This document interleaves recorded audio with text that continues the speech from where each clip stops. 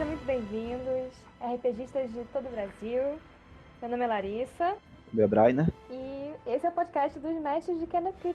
A nossa intenção dessa série de podcasts é tornar acessível aos mestres e aos jogadores de todo o Brasil informações sobre RPG, informações mais precisas, mais diretas, que às vezes a gente não consegue achar por aqui com facilidade, né? Pois é, a ideia é justamente essa. A ideia é vocês terem um acesso fácil a informações que são um tanto chatas de encontrar. E que talvez vocês só vão encontrar em podcasts gringos. Então a gente está tentando trazer um formato gringo para cá, pro Brasil. Exatamente.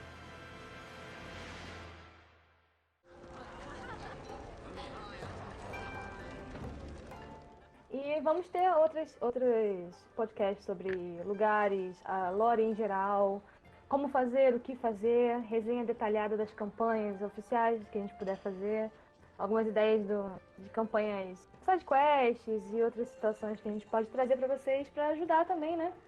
Aqueles lobos solitários. De repente você como mestre que não conhece outros mestres.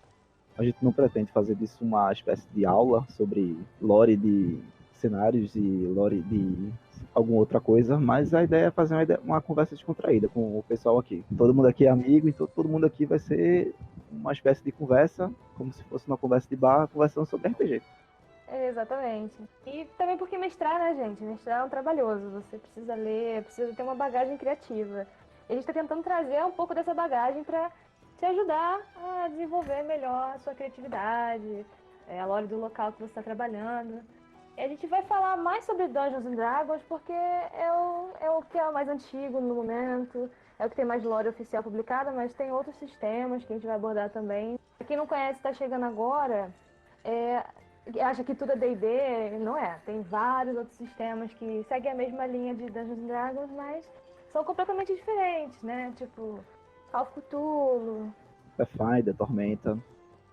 E a gente vai ter podcasts direcionados a esses temas, que não são Dungeons and Dragons e tal, pra trazer isso pra vocês também, que vai ser muito bacana. A gente vai chamar uma galera que saca, que já jogou, que é especialista, pra dar umas dicas boas pra gente aí. Então espero que vocês curtam. Esse aqui vai ser o nosso primeiro episódio e vamos acompanhar a gente aí nessa longa jornada que é o RPG. E a nossa campanha com esses podcasts, como o nome já deve sugerir, né, que são mais voltados para DMs, então temas mais simples como criação de personagem, regras básicas, a gente vai falar, mas vai ser uma forma resumida, até porque, né, tem outros canais que abordam esses temas com mais a fundo, que tem também já bastante bagagem aí que vão te ajudar melhor, tipo, Função Fireball, raça, classe, eles falam bem também, tem RPG Planet com algumas sequências de monstros, também vale a pena dar uma olhada. E eu sempre vou tentar botar aqui, o Brian também, referências. Então, não sei como é que você vai estar ouvindo esse podcast aqui, mas eu vou sempre colocar aqui na descrição alguns links, alguns nomes de livros, para você poder procurar depois e ter uma bagagem física aí de PDF, que seja, para te ajudar também, né? Vamos tentar sempre deixar alguma referência, algum local para vocês acharem informação, caso vocês queiram se aprofundar mais. E é isso, a ideia aqui é a gente apresentar com um pouco mais de profundidade, não tanta profundidade, porque sem se aprofundar demais, o podcast vai ser horas e horas, horas e horas. Então a ideia é se aprofundar, mas não tanto.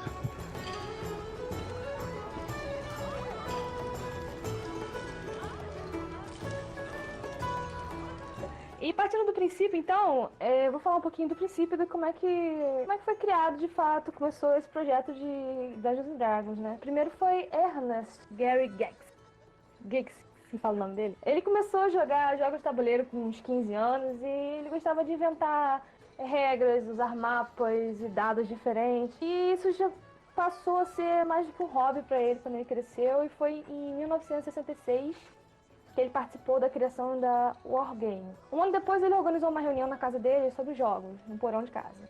Com mais umas 20 pessoas, mais ou menos.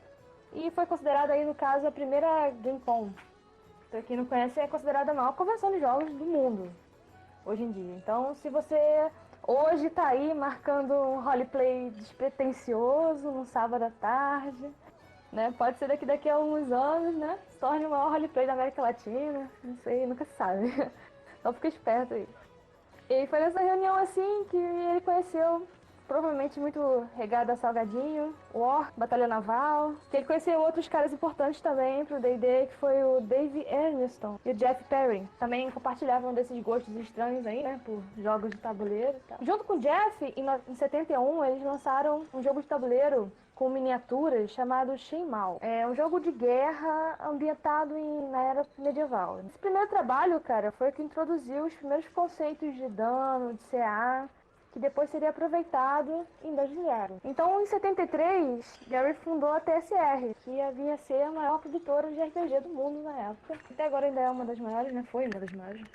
A TSR faliu, foi comprada pela Wizards of the Coast, que atualmente é a empresa que publica o Dungeons and Dragons, e que, por sua vez, alguns anos atrás, a Wizards of the Coast foi comprada pela Hasbro, que é aquela mega empresa dona da Barbie, da Mattel, e não sei mais quantos brinquedos são. Lego, eu acho também. Depois que ele fundou a TSR, passou um tempo e Dave teve algumas ideias para aprimorar o Shenmue.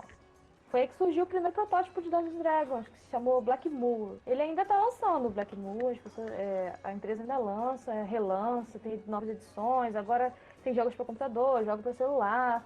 Blackmoor não morreu, apenas está com mais fome. Depois, em 76, o sócio dele, que fundou a TSR com ele, que foi o Don Kay, ele morreu. Aí a viúva vendeu parte da TSR para o Gigax, e depois disso, em 77, eles conseguiram lançar o AD&D, Advanced Dungeons and Dragons. E uma série de expansões, a empresa começou a crescer. Em 85, o Gex deixou a TSR por causa de coisa administrativa lá e tal. E foi pra televisão produzir a série animada de Dungeons and Dragons. Desenho que foi o que explodiu Dungeons and Dragons, né, pro mundo. Até então ele era bem conhecido nos Estados Unidos até como um jogo diferenciado, né? Ele era um pouco mais de tabuleiro, mas o desenho que chamou o povo mesmo pra jogar Dungeons Dragons. E até hoje, né? Quem não gosta de Caverna do Dragão não merece. Verdade, fez história o desenho. Só uma curiosidade, né? Dizem as lendas, né, que os primórdios, né, do D&D, né, o chainmail, veio do exército americano. Eles criaram uma espécie de jogo para simular a estratégia de guerra. E aí o governo americano, junto com o exército, desenvolveu esse jogo de interpretação, que aí, não sei como, mas ele acabou indo para fora, né, do exército, indo para fora do governo, e acabou tendo essa pegada medieval, que é o chainmail, que é batalha de exércitos, um exército contra o outro. E cada soldado tinha só um hit point. Aí foi o começo de tudo. Depois é que começou as pessoas, não sei se foi o Gygax, mas outras pessoas tiveram a ideia de tipo, não, e se uma parte desse exército for pelo subterrâneo, sabe? Ou for por outro caminho, outras estratégias. Aí começou a ideia de dungeon. Aí a partir daí que o negócio foi desenvolvendo até virar o D&D que a gente conhece, lá na primeira edição. Exatamente. E aí eles lançaram a primeira edição com os 3 livros básicos, que até hoje ainda segue esse padrão. Dungeons Dragons ter 3 livros. Sim. O jogador, o livro do mestre, os monstros. E o livro dos monstros, exatamente. E a maioria, não são todos, dos outros jogos ambientados em role play games, né? Eles adotam esse sistema de jogo, livro do jogador, livro do monstro, livro do mestre. Então virou quase que um padrão, assim, pra fazer um jogo de roleplay. Isso. E qual foi quando começou o D&D? Já tinha cenário ou não tinha? Tinha um cenário, um setting já, ou era uma coisa mais genérica? Em 74 lançou o D&D Basic 7, primeira edição. Em 77 lançou AD&D. Em 81 lançou Basic 7, segunda edição. 83, a terceira edição. 89, o AD&D, segunda edição. Aí veio em 2000 o AD&D, terceira edição. 2003 o 3.5, D&D 3.5. 2008, D&D quarta edição, que foi o último que lançou aqui no Brasil, né? Aí depois eles não lançaram mais, lançou em 2014 D&D quinta edição, não foi lançado aqui. vai ser lançado agora, que voltou, né? Vai ser lançado agora esse ano. Semana que vem, galera. Se liguem. Semana que vem, justamente. O livro de jogador Aqui. pela Galápagos. Isso, a gente tá gravando em 2019, né? Setembro de 2019, né? De repente você tá ouvindo isso aqui depois, já lançou muito tempo. Então vai ser uma puta explosão aqui e eu acho que vai trazer muita mais gente pro D&D. Lançamento de português desse ano, porque a galera joga aqui, mas ainda é muito pela internet ou comprando livros de fora. Ainda tem esse déficit aqui ainda de jogadores, né? De repente, onde você mora, você não tem como acessar esse tipo de jogo físico, aí fica bem mais complicado. Mas agora com as plataformas digitais também, senhores, não tem desculpa para não jogar Dungeons & Dragons não, hein? Entra na internet aqui que você logo acha algum grupo. Quem tem computador em casa, Roll20 aí. Roll20, tem outras plataformas também que a gente vai falar um pouco mais depois. RPG Firecast, Discord de graça aí. Discord de graça no celular também. Não tem computador? Não tem desculpa. Entra no Discord ali, que sempre tem uma galera jogando em algum canto. E eu também vou tentar botar aqui, gente, um link de WhatsApp de um grupo que nós temos. Só pra galera que tá lobo solitário aí, você tá ouvindo podcast, você não conhece ninguém que joga e tal, e acabou caindo aqui de paraquedas. Você entra lá e vai ter outras pessoas lá que jogam também, daqui a pouco você já tá com um grupo enorme, que você não tá aguentando mais de tanta mesa que tu vai ter pra jogar. Overstrike. Sim.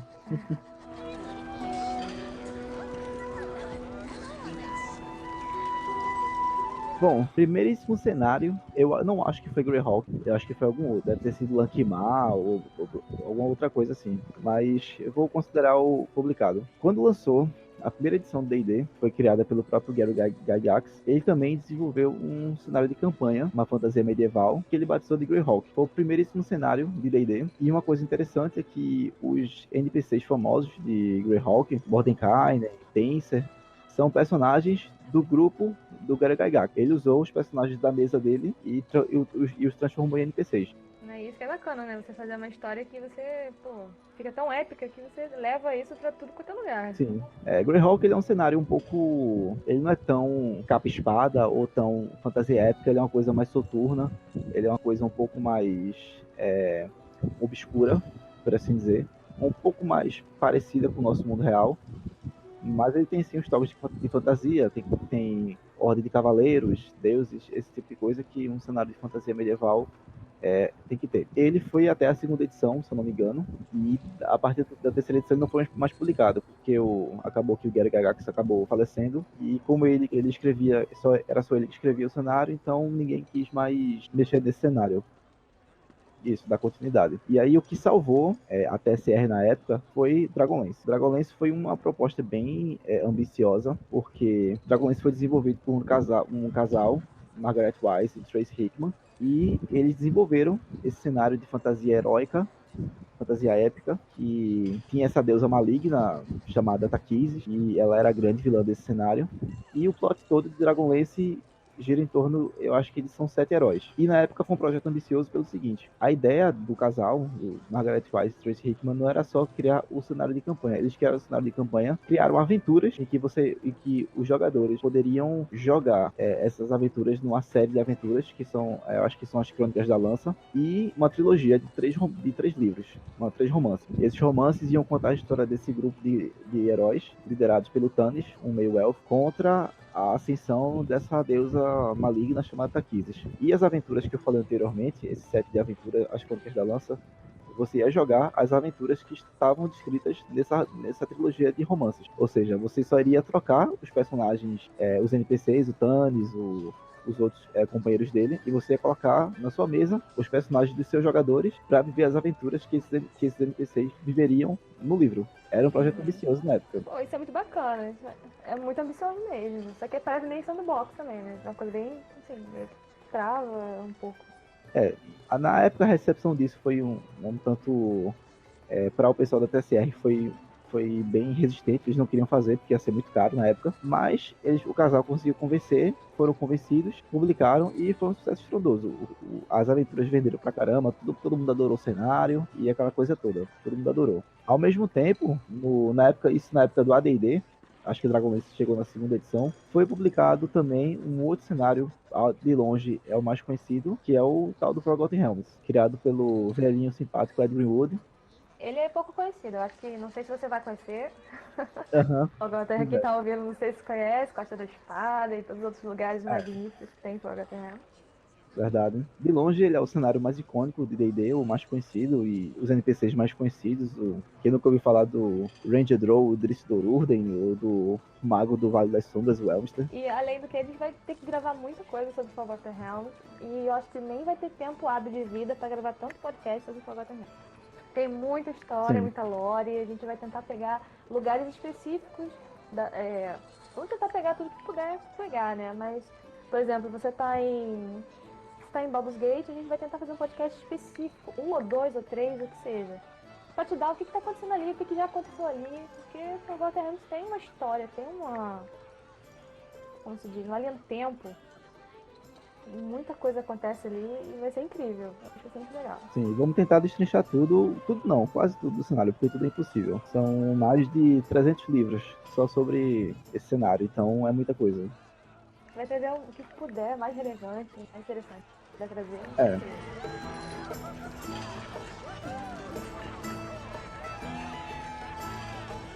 Na época também da segunda edição, pelo mesmo casal que eu citei anteriormente, que criou o Dragonlance, um cenário bem peculiar também foi criado e que fez bastante sucesso. E até hoje é considerado uma coisa icônica e é muito lembrado quem gosta de D&D, que é um cenário de terror conhecido como Ravenloft. E interessante do D&D é isso, né, cara? Que o cara pega a referência de escritores de romances que nem estavam ligados em questões assim, eles estavam só escrevendo, tipo, Tolkien, que não estava preocupado com isso. Eles conseguem lançar isso numa campanha, fazer um jogo interessante e que envolve, que dá mais referências, até porque, assim como Ravenloft, Tolkien também teve uma grande, ou como se fosse quase toda a referência em Dungeons and Dragons, sabe? E isso é bem interessante de se ver, como é que pode interagir esses dois mundos aí. Sim, sim. Isso é uma curiosidade, a Lara citou o Senhor dos Anéis.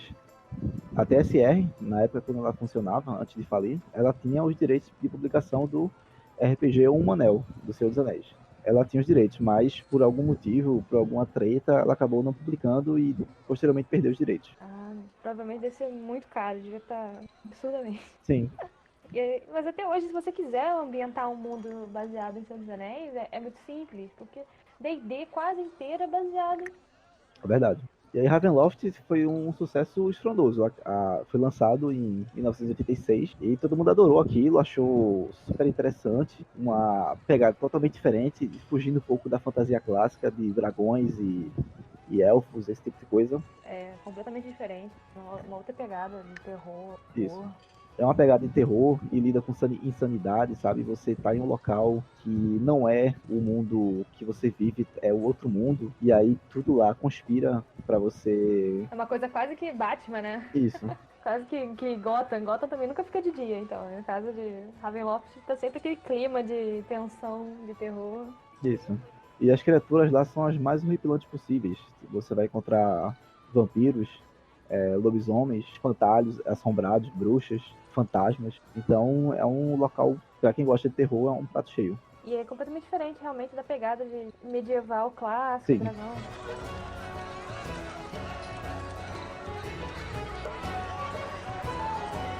O cenário que tava lendo também um pouco sobre era Dark Sun. Isso. Foi um cenário também que fez muito sucesso por ser uma coisa bem fora da caixa. Acho que foi lançado em 1986, 87, por aí, alguma coisa assim. Ainda foi na década de 80, lançado para a segunda edição também. A segunda edição, para material, eu acho que foi a edição mais rica de D&D que vocês podem imaginar, porque os materiais que vinham nessa época não tinha esse lance dos livros, então era tudo em caixa. Então eles lançavam uma caixa, e a caixa era muito rica, porque você tinha o livreto em brochura, né? Não tinha capa dura nem nada, mas você tinha mapas, você tinha ficha, você tinha marcador, você tinha várias coisas que facilitavam muito a vida do DM. Diferente dos livros de hoje, que vem só o livro, vem poucas coisas assim para auxiliar e um pouco de flavor. As caixas da época da segunda edição, para mim, em questão de conteúdo, são as melhores. Mas voltando um pouco para Dark Sun, Dark Sun fez muito sucesso porque também tem uma pegada bem diferente. Foge da fantasia clássica e é um cenário totalmente de survival, de sobrevivência. Você tá num mundo que é um deserto. E tudo quer te matar, porque tá todo mundo com fome, basicamente. Então você não vai ver muita planta, né? Deve ter uma ou outra graveto por ali, mas você não vai ver uma floresta, você não vai ver. Animais são todos carrancudos e provavelmente tem cascos e espinhos. Deve ser uma coisa muito louca, exatamente. Os animais são todos bizarros. É, Dark Sun merece realmente um podcast porque é um cenário muito interessante. Com certeza mais de um, porque não sei se vai dar pra falar tudo em um. Mais de um. Verdade. Você vive nesse mundo que é dividido em cidades-estados e o mundo todo é apocalíptico, o mundo todo é um deserto, é quente, não tem água direito, não tem comida direito. Você vive realmente uma opressão do clima e uma opressão dos governantes, dos Sorcerer Kings, dos reis feiticeiros. Todos eles são tiranos e só se preocupam em seus prazeres próprios, se preocupando muito pouco com a população. Eu tava vendo também que é uma curiosidade que lá eles comemoram quando você morre de velho. Porque é uma coisa mais rara que Isso, tem é você morrer de velhice. Então, quando a velhice, pessoa pois é. morre de velho, é quase como uma festa. E É, ele nascer de novo. nascer de novo também. É nascer de novo.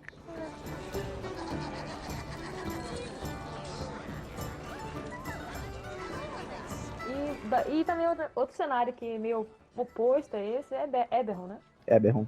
Eberron é uma coisa bem diferenciada. É.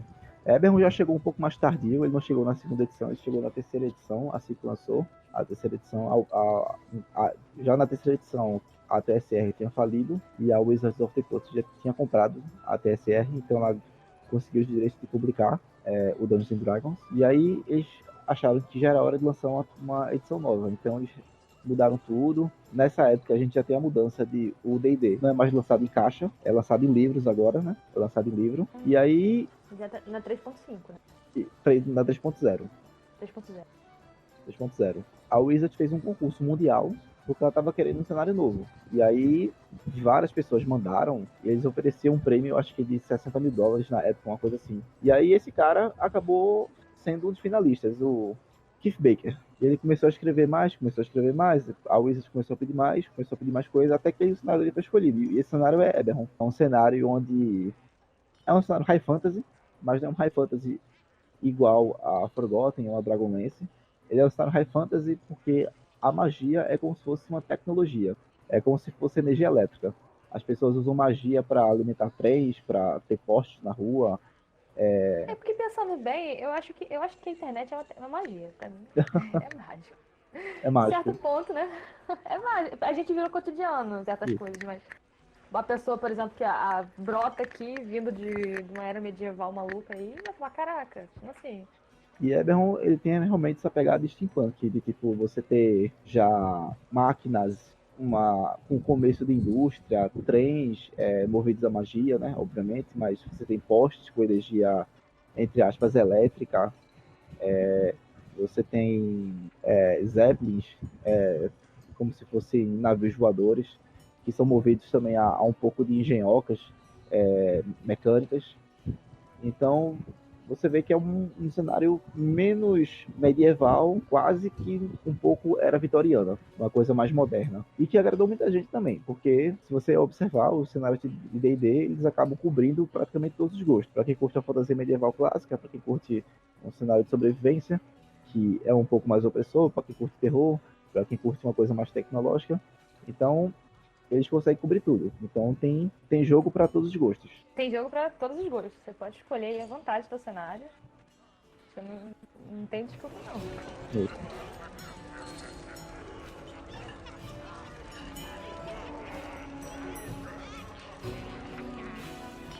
Também outro que lançou há pouco tempo também, e tá um pouco novo até pra mim também, é Ravnica.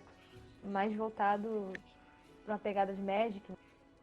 Esse cenário de aí de Ravnica, sendo bem sincero, claramente é uma estratégia de venda da Wizard para fazer o público que gosta de Magic consumir D&D e o público que gosta de D&D consumir Magic. Então, é uma pura jogada de Não é marketing. só uma fã de Magic. Jogo Magic pra caramba. E é bem bacana, cara. E também tem muita coisa de D&D e Magic também. Eles aproveitam muito monstros pra cartas e tudo.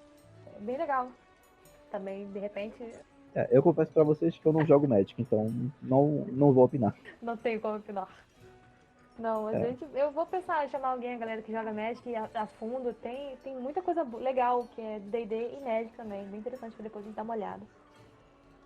E junto com esses cenários que vão aparecendo, vem as campanhas prontas, né? Que eles lançam pra você poder jogar nesses cenários e tal. A gente vai falar um pouco mais de Forgotten, porque é o que tem mais material. Os outros também tem bastante, mas como Forgotten nessa quinta edição é o que está mais em evidência, poucas pessoas ainda jogam essas campanhas mais antigas de 3.5, ainda tem uma galera boa que joga 3.5. pois é. E a ideia da gente é falar de cada campanha. A gente vai ter um podcast específico com todas as aventuras prontas para a quinta edição, E isso, bem detalhado para você. com spoilers, para quem quiser mestrar. Aí vai ter um guia com spoilers. Não deixe os jogadores de vocês escutarem, para não tomarem spoiler.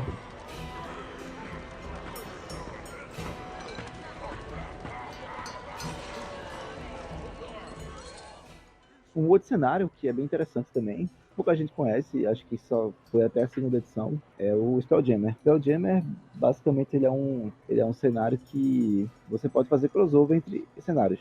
Todos esses cenários que a gente citou anteriormente, Forgotten Realms, Dragonlance e tal, com o Spelljammer a gente pode fazer aventura fazendo crossover com cenário. Você pode começar com seu grupo em Dragonlance É, e quando chegar num determinado nível, você pode usar uma Spelljammer para eles irem para Dark Sun, por exemplo, para Ravenloft, para Eberron. Você mas que. por favor, costura direitinho isso aí, né? Por É, favor, vamos fazer cagada também. não vamos ser tão arbitrário. Exatamente. Mas o legal das campanhas prontas é que elas também te dão uma base quando você não tem muita paciência e também você não quer fazer um mundo próprio, criar tudo. Então, o Forgotten e outros cenários, eles estão lá para te guiar, para te dar, olha, tem esse mundo aqui, eu tenho esse mapa, eu tenho essas histórias que já aconteceram. E tu pode ambientar a tua campanha nisso. Você não precisa necessariamente seguir. A campanha pronta, ela te serve mais como um esqueleto e tu vai É. modificando, vai adaptando, vai mudando tudo. Te dá um apoio bem bom. E no caso de Forgotten Realms, como é um cenário que tem muito material, tem muita coisa, tem. Forgotten Realms tem 50 anos de vida, então vocês imaginam que Muita tem história. muita história. Então o trabalho da gente aqui, agora, nessa série de podcasts, é tentar trazer um pouco da lore para vocês também terem uma base do cenário. Para você, tipo, não ficar perdido, porque tem Certeza. muita gente que tem medo de, quando vê que tem muita coisa no cenário, totalmente Forgotten, que tem muita coisa, ficar com medo, ficar acuado, sabe? Ficar com preguiça também, né? Porque é chato você ter que decorar um monte de nome, decorar um monte de data, decorar um monte de acontecimento. E é um negócio custoso, é difícil. É difícil, mas D&D você tem que ler, cara. Não adianta você querer jogar Isso. D&D se É, você é um preguiçoso que não gosta de ler e tal. Não, por favor, não seja essa pessoa. Você tem que ler pelo menos os livros básicos. Leia se for jogar, você entenda o seu ler as regras. personagem, leia as Isso. regras, por favor, leia as regras. Ler as regras. Não é É o complicado, básico. não é complicado. Agora, se você vai mestrar, cara, você não adianta. Se você quer mestrar, você tem que sentar a bunda e você tem que pensar, você tem que ter a bagagem criativa. Então, a gente vai trazer uma Sim. forma mais dinâmica para você botar esse podcast para ouvir e tá no ônibus, tá malhando, tá fazendo alguma coisa, lavando uma louça. A galera gosta de lavar louça.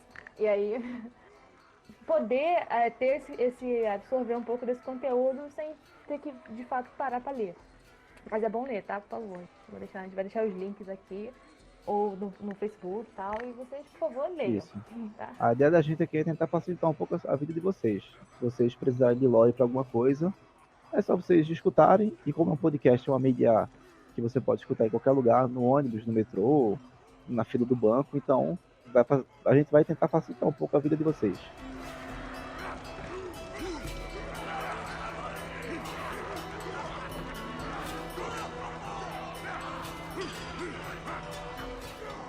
E no caso, então, de campanha pronta, para iniciantes, você indicaria o quê, Brian? Quem começou agora, quer mestrar uma campanha que já esteja pronta?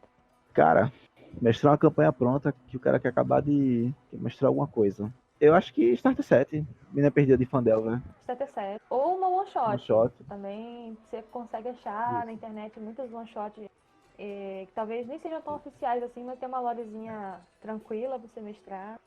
One shot, eu acho que pra quem tá iniciando, one shot é o ideal, porque não é uma campanha longa, então você pode descobrir se você gosta de mestrar ou não, também Sim. tem isso. que o cara que às vezes nunca mestrou, ele pega uma campanha longa e ele descobre que ele não gosta de mestrar. Aí vai ficar complicado. Então, se é uma boa pra você experimentar, a one shot ela dura mais ou menos umas 2 ou 3 sessões. Não existe isso de one shot de uma sessão só, tá? Nunca vi. Deve ter pessoal que faz evento e tal. Pessoal que me chama pra jogar one shot, eu vou te contar, no mínimo 3 sessões, no mínimo. Pois é. Outra dica de aventura também muito boa, que serve também como uma iniciação, né, para quem quer ser mestre e tal, é a aventura que vem no livro Acquisition Incorporated, que é um livro recente que foi lançado, acho que foi lançado há uns 2 meses atrás. É uma aventura do level 1, acho que até o level 6, level 7, e é uma aventura bem simples, super, super tranquila. Basta você lê com calma, faz a leitura dela, anota pontos importantes, NPCs importantes, lugares, e é bem tranquila. Mas tem aventuras que são mais complicadas para iniciantes, por exemplo, Tomb of Annihilation, Curse of Strahd, são aventuras um pouco mais complicadas. Não recomendo vocês iniciarem por essas, até mesmo a Tirania dos Dragões, a Horde of Dragon King e a Rise of Tiamat. Não, você tem que ter muita cabeça pra jogar, É, pra mestrar ela, porque ela já começa bem pesada. isso. TPK, primeiro nível. Nível 1 TPK.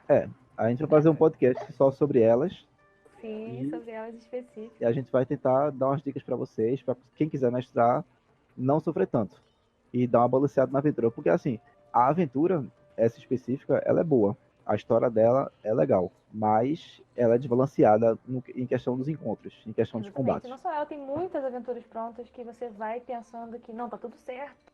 Eles fizeram já tudo calculado. Eu Sim, tenho que botar esses monstros aqui. Mas tu vai ver na hora do roleplay, acaba estragando a diversão, porque fica muito difícil e quase às vezes impossível e acaba matando todo mundo, sabe? Então você tem que, como mestre, a gente vai te dar mais dicas boas aqui também de como balancear isso, de como fazer monstrinhos homebrew também.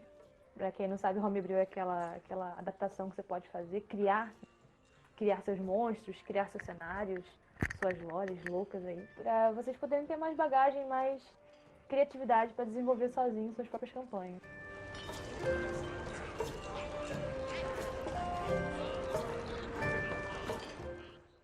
Como é que você começou a jogar, Brian?